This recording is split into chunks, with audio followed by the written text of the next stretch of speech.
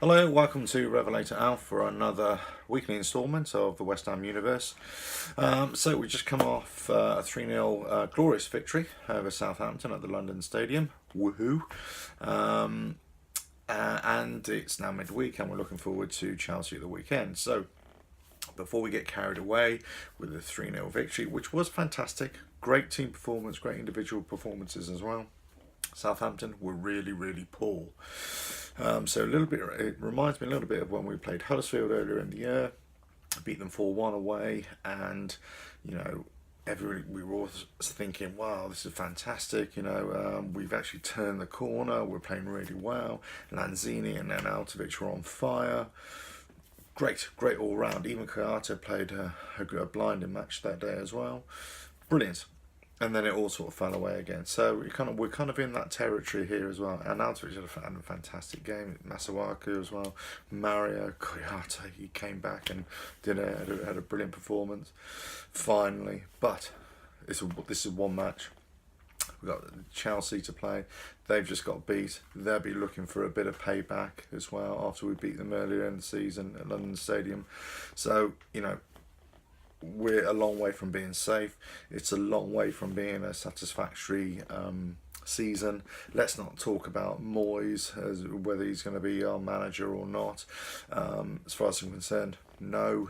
Even if he wins the rest of the matches for the remainder of the season, we've got to draw a line in the sand, forget about what all the promises have been made in many ways, because I think that dream is dead, that ambition is dead.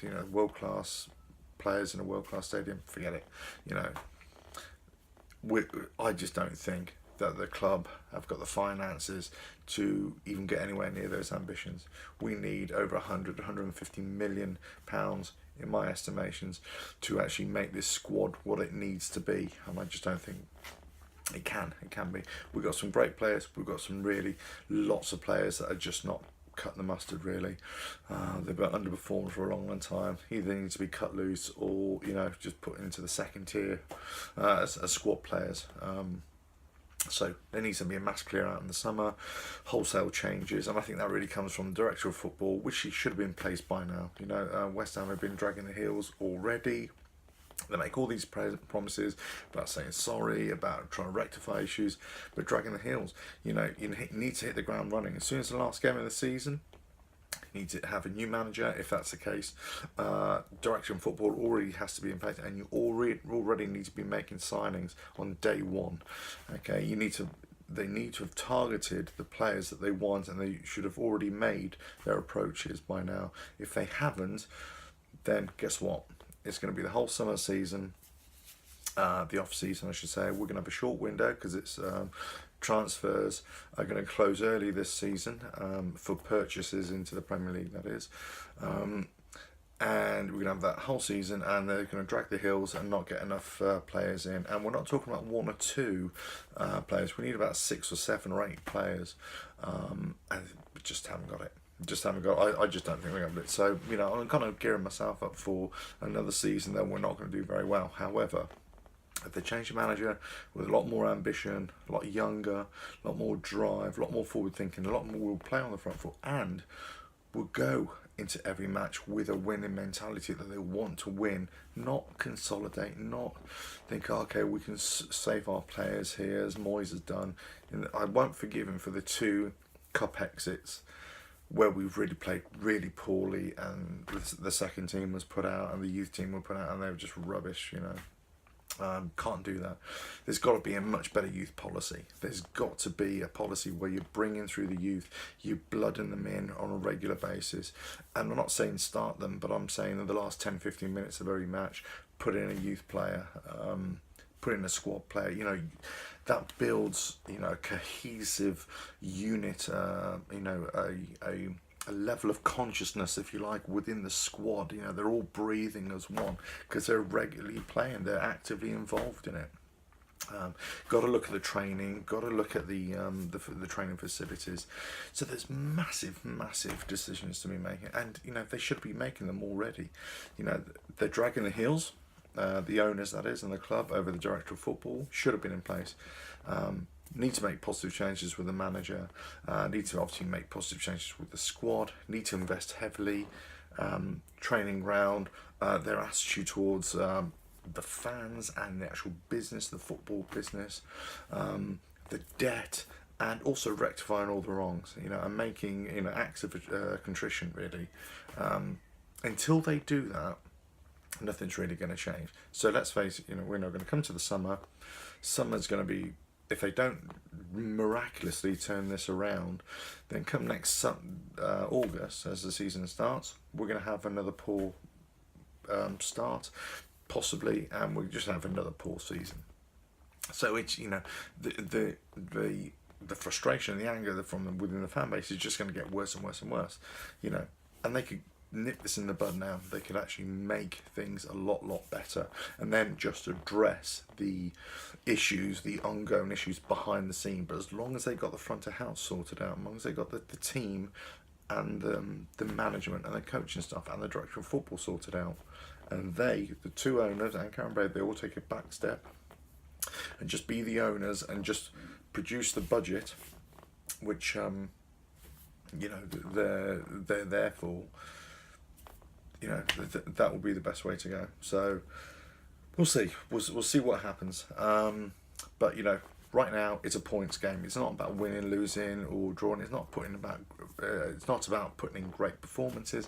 This is about just winning ugly, if need be, winning with a pomp if you can. But it's about points. If you can get 3 points, if you can get 1 point, but just not losing points and not conceding goals, and that's what it's about now. And Moyes is possibly the right person for the job. I don't think he's long term though. He's not long term. He's not ambitious enough for me. As I said, I've already said it's the cup exits that really drove me insane, I think, and the manner in which we capitulated in Nottingham, and the players. The players have got to be, if you can show that against Southampton, against Huddersfield, then you can show a lot more in other games as well. But I think they can get a point against Chelsea. If they really go on the front foot. I really want to press, see them pressing high up the field, stifling the play, frustrating Chelsea and all the other teams as well. Moyes has to go out with a lot more ambition, a lot more drive, I think.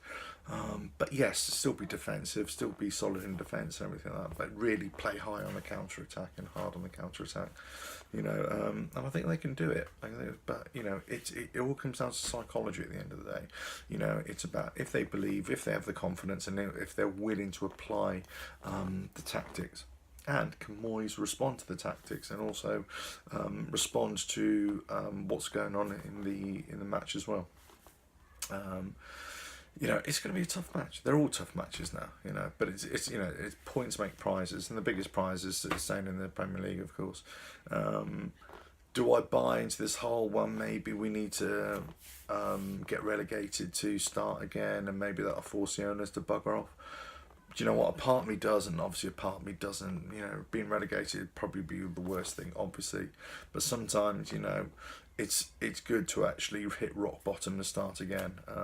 The problem is now, hitting rock bottom would mean that we'll probably go even further and further and not recover for a long time.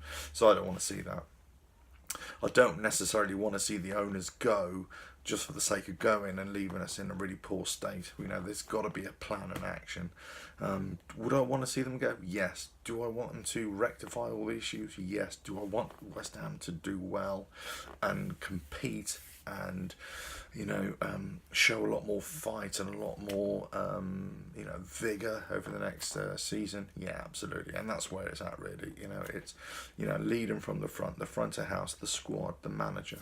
Let's be entertaining. Let's entertain the fans. Let's get everybody full of the West Ham spirit, full of that pride and passion that we've got. That's fans and that's players and that's management, everybody.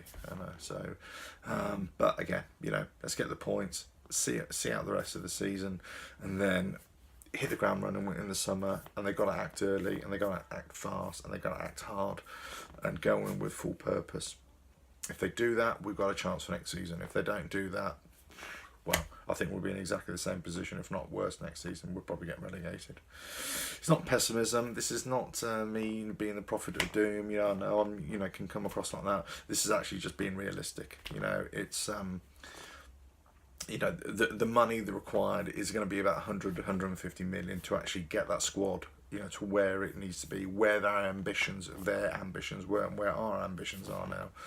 That level of expectation that they said that we should expect, if you like, and that's where it needs to be. I know the finances aren't there. You look at the first year figures, look at the second year figures, which will come out next year, but it'll be a little bit more than what it was. Where's all the TV money going? Rumours are saying that, circling that they might be holding some of this money back because they're going to do a deal on the stadium at some point in the next 3 or 4 years, 5 years. Probably that's where it's going, isn't it? That's probably where it's going. But let's not forget, they've still got the owners, Sullivan and Gold, have still got the debt on the for the club as well. That's going to be paid back. But they're just managing that debt, to fulfill the players, and everybody's expecting, 60, 70, 80, 100 million, to be invested. No chance. I'll be lucky if an extra 25, 30 million, 40 million maximum new money, this is new money, comes into the club. Everything else is going to be players sold, to pay for more players. So they'll say, oh yeah, we can go out, we can spend 70 or 80 million. Yeah, but they've just sold 50 million pounds worth of players. So net spend is still going to be about 25, 30 million, I think. Don't shoot the messenger, but I think that's what it's going to be. So get ready for disappointment, guys. As always, I hope I'm wrong. Anyway, that's been the West Ham universe this week. No director football yet. No, lots of rumours about managers. We're all singing and dancing about the 3-0 win, but really we should just all wait until the end of the season and see how we've done then. Big game coming up against Chelsea. Oh, yes. And take this opportunity to talk about Ray Wilkins, player, sadly died this week, heart attack. Obviously Chelsea, old boy. I grew up with, that era of Ray Wilkins in, Chelsea, Man United, great player. So rest in peace. I always like to hear you talk, always like to hear you on the radio and on TV as a pundit. Gentleman. And sadly, not many of those left, I'm afraid.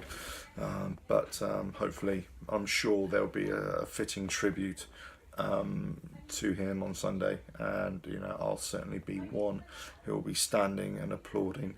And I would urge everybody, wherever you are in the world, to be standing and applauding for a great guy, because he was a great player, and by all accounts, a really great guy as well.